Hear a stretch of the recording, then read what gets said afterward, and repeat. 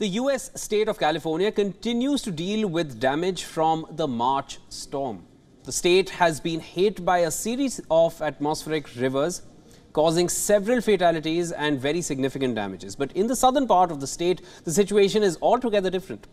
In the California desert, fed by a maze of irrigation canals, vegetables consumed in the United States grow year-round, thanks to the water from the Colorado River. But a historic two-decade drought is sparking a water war among several states along the river and putting the region's farmers at the center of the debate.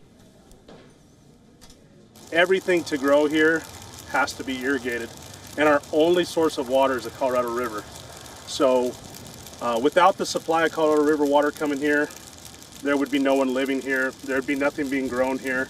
This would be a desert.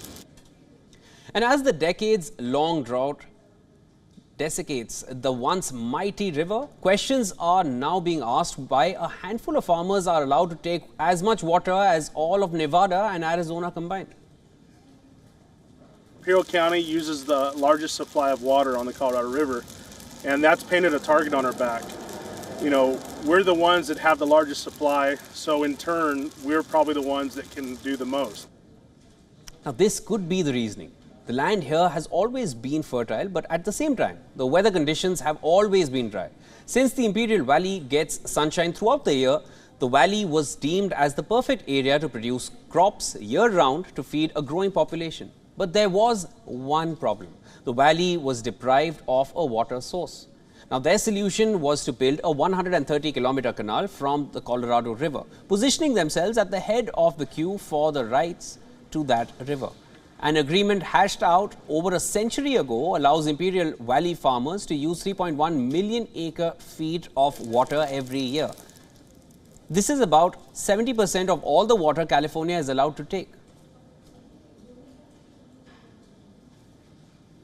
Are willing to work with our fellow intrastate water users and our basin states to see how to address the long-term problem, but we're not going to sacrifice our community for urban sprawl and urban development in other areas. But as human-caused climate change worsens, the drought that has now lasted more than 2 decades, the river is struggling to keep up with demand. The 40 million people in the West who rely on it, including in some of America's biggest cities, are being told they need to cut back. Residents of Los Angeles last year faced fines for watering their gardens too often and were urged to take only short showers instead of baths.